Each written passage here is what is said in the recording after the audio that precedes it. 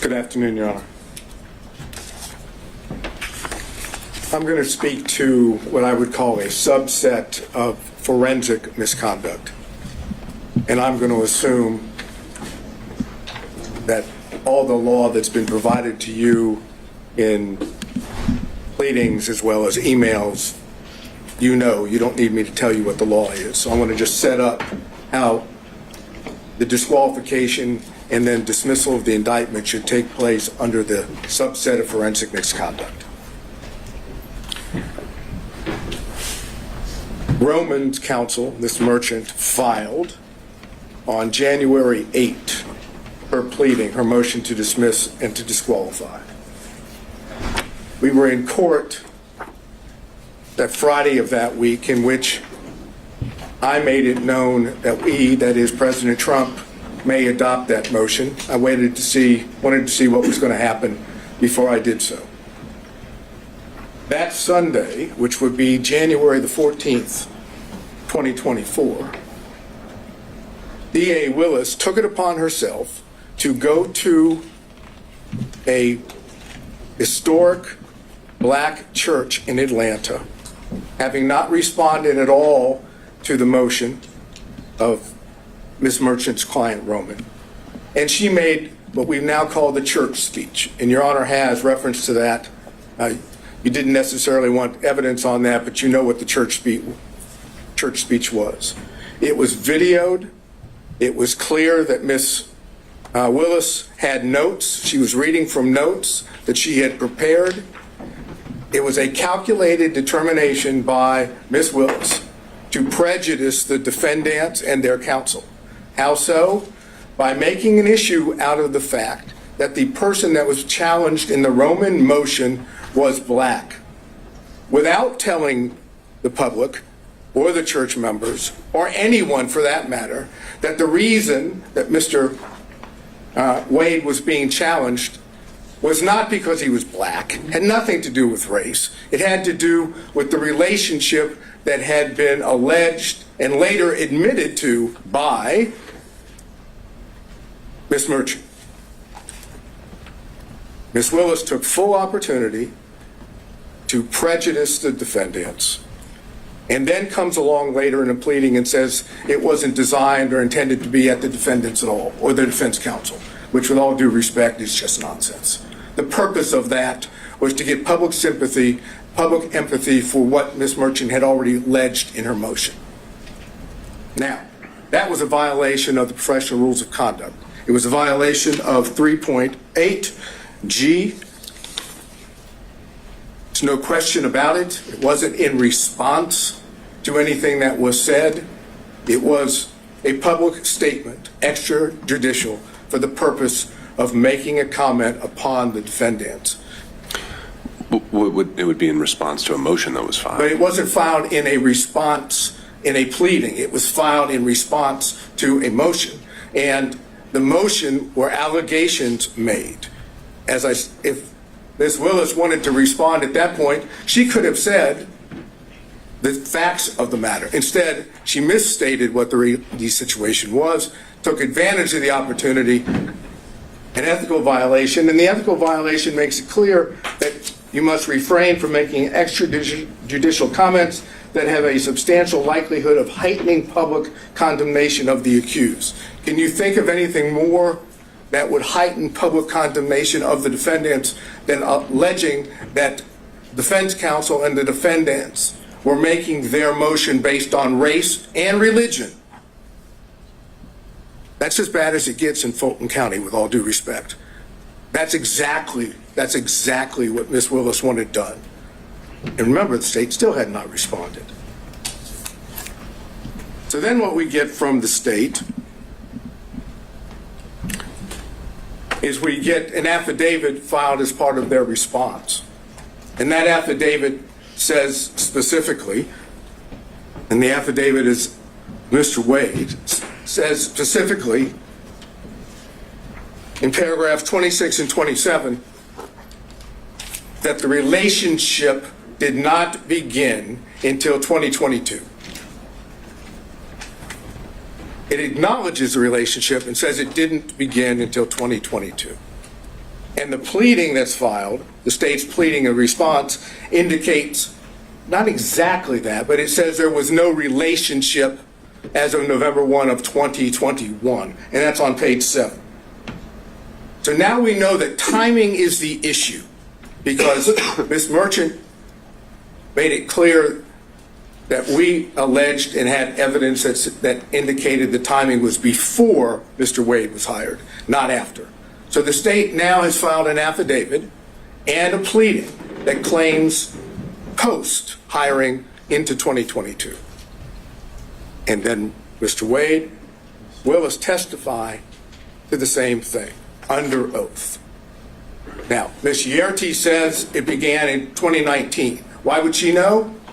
Well, she would know because she was a former friend. I know the state's going to get up here and say you can't believe, essentially what they're going to say is you can't believe any defense witness because they're defense witnesses. And only people that would tell the truth would be Wade and Willis. I suggest to you that that's not accurate. I suggest that the testimony that Mr. Wade gave and Ms. Willis gave, and I'm specifically dealing now with the timing issue, without getting into anything else, that brought forth a true concern about their truthfulness in being what is required of a lawyer in this state, which is candor toward the tribunal. And that's 3.3 of the professional rules. Specifically, small a1, make a false statement of material fact or law to a tribunal. So that's, as I posited to the court, that's the second ethical violation. And then you also have 8.4 of the professional rules. It says it's a violation of the Georgia Rules of Professional Conduct for a lawyer to, and that's A4, engage in a professional conduct involving dishonesty, fraud, deceit, or misrepresentation. Now, do you have to find that Wade and Willis lied? No. What you need to be able to find is that there is a concern, a legitimate concern based on the evidence in this case about their truthfulness. A legitimate concern about the truthfulness, which equates to an appearance of impropriety. Because once you have the appearance of impropriety under forensic misconduct, the law in Georgia is clear, that's enough to disqualify. So, why should you find there's a concern with their truthfulness? ERT is the first one. You have that testimony.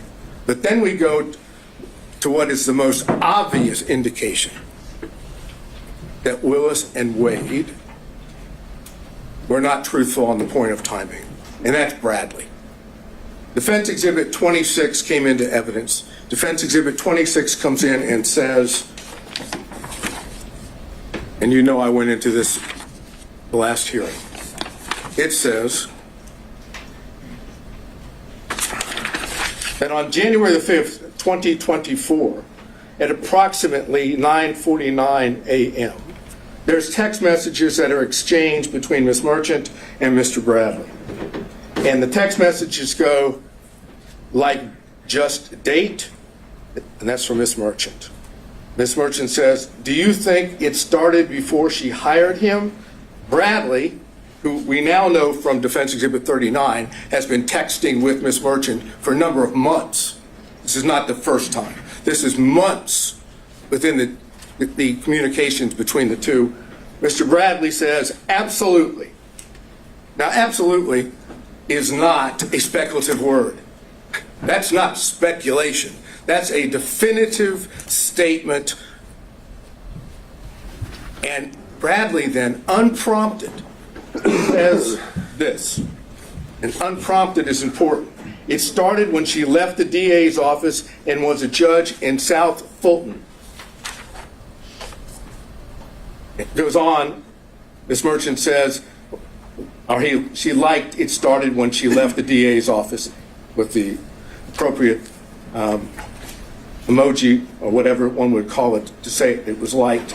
And then Mr. Bradley say they met at the municipal court CLE conference. Again, unprompted. He's now definitively telling Ms. Merchant when this relationship started. Ms. Merchant says, that's what I figured when he was married.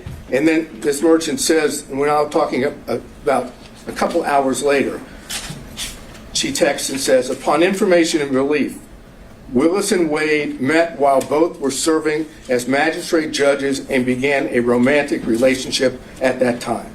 And Mr. Bradley responds, no, municipal court. Thank you. Doesn't say it didn't start then. He doesn't suggest that she's wrong, other than magistrate court municipal.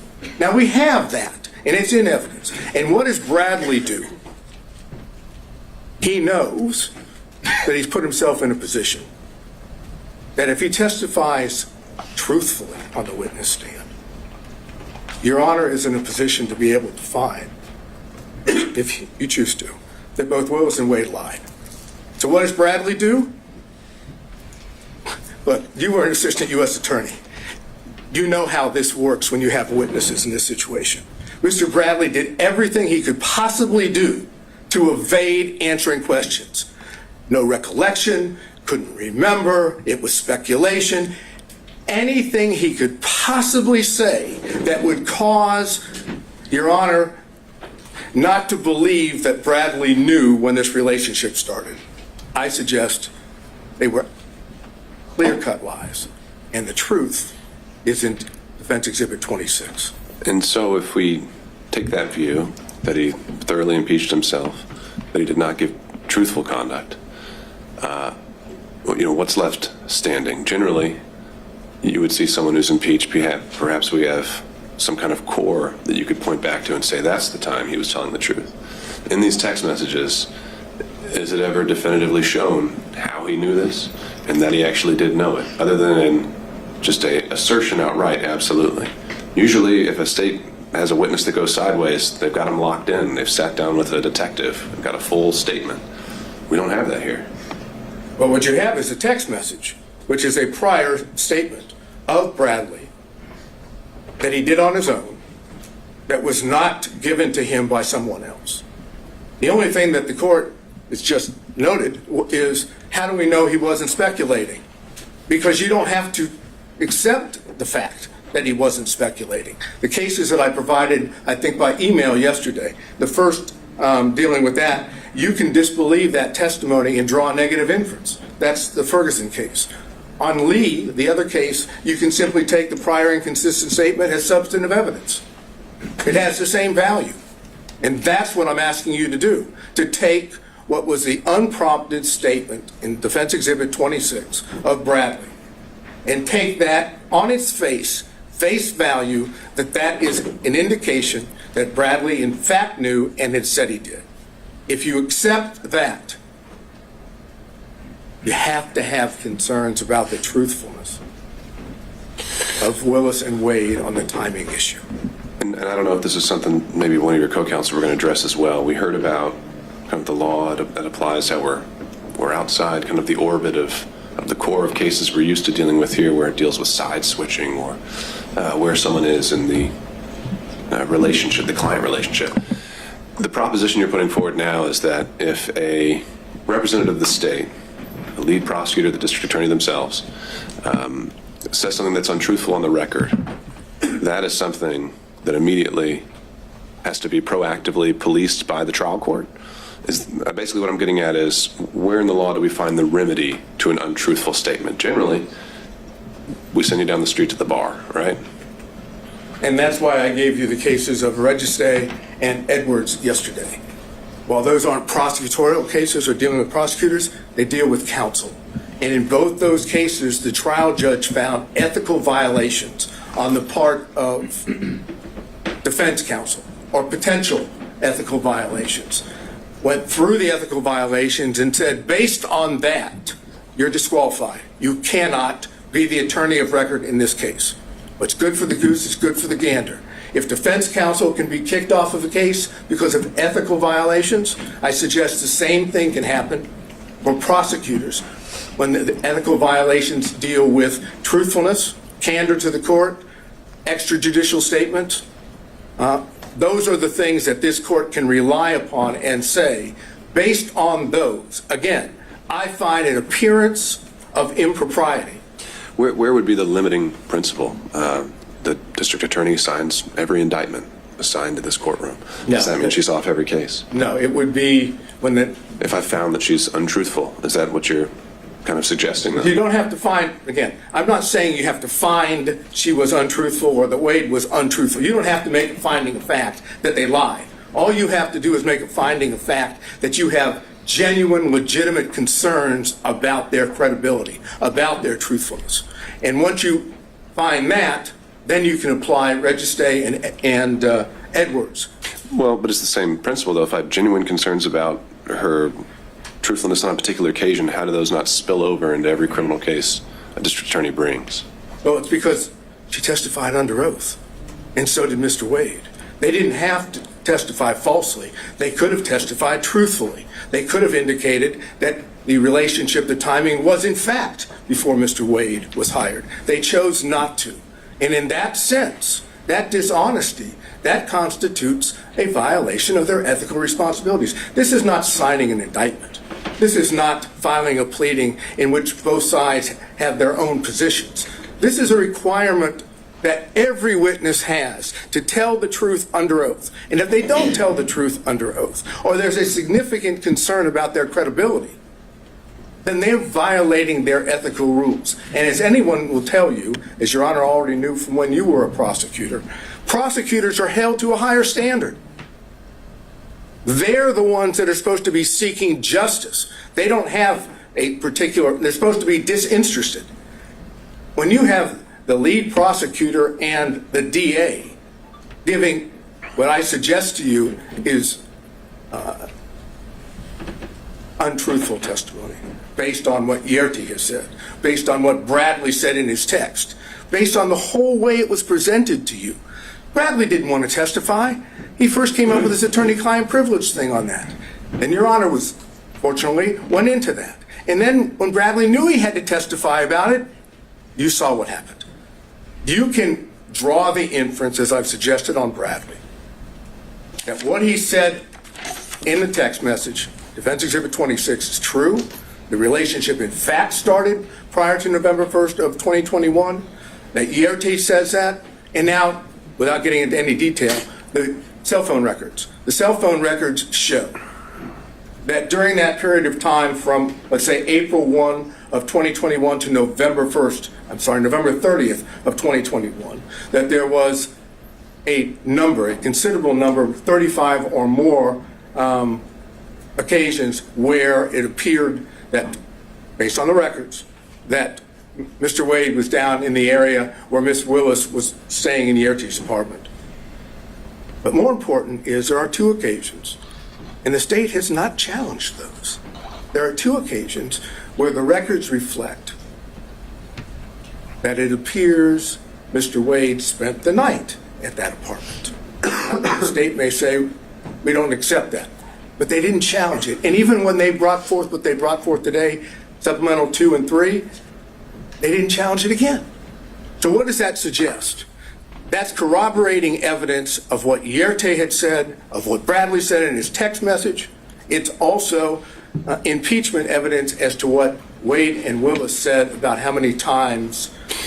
Is that a significant, in terms of just the times? Didn't Mr. Wade testify that he was there at least 10 times during that time frame? You've now found 35. Well, minimum of 35. Okay. But never overnight. He said he never spent overnight. Put that to the side, though, just in terms of the fact that he did say he'd been over there, that he'd visited the place, and I would presume he wasn't obviously keeping a very good accounting of it, but that wasn't something that was entirely denied. If you're asking me, do we win on the point that he said more than 10 or around 10 and we say 35, do we win on that point? Sure. No. Okay. It's not determined. The overnight rate might raise some more concerns. Understood? Yeah, it does. And that's the reason why we highlighted it in the affidavit of Mr. Middlestaff, because that is suggestive that they were not being honest to the court. So then, how much time have I used? Have I? I'm letting them use the hook. So, suggestive. Again, raising issues I'm wondering about burden. Is it we're dealing with a preponderance standard? We are dealing with a preponderance standard, and it's our burden. Yeah. No question about that. So does suggestive get us there? No, but it is corroborating evidence of evidence that we did put up. And that's what the purpose of the cell phone records. They corroborate what Yerty says. They corroborate what Bradley said in Defense Exhibit 26. And they impeach, to that extent, Wade and Willis's testimony. So if you find by a preponderance of the evidence, so I can finish this up, if you find by a preponderance of the evidence that what I call subset of forensic misconduct, ethical violations, has been shown, and that there is a significant and legitimate concern about the truthfulness of Wade and Willis, they're disqualified. Now, obviously, factual findings are yours, but the law allows you to do that. You don't have to do it through an actual conflict. That's the other side of the equation. And that's what I've argued, and I think that's what Mr. Gibbons can argue. Before I let you go, though, this is an interesting classification. You're saying forensic conduct isn't just commenting publicly about the case indicating guilt. You're saying forensic conduct is just anything a district attorney says falls into that box? No, I'm saying that improper. That forensic misconduct as a subset of that would include violations, ethical violations, which impact the ability of the defendant to get a fair trial, as well as impact the court's ability to have faith that the prosecutors, these two prosecutors, are acting in good faith in their own conduct. Same idea dealing with, as I said, defense counsel in the two cases I mentioned. Ethical violations can give rise to disqualification, and I suggest we have that here. All right. Thank you, Mr. Sadow. Thank you.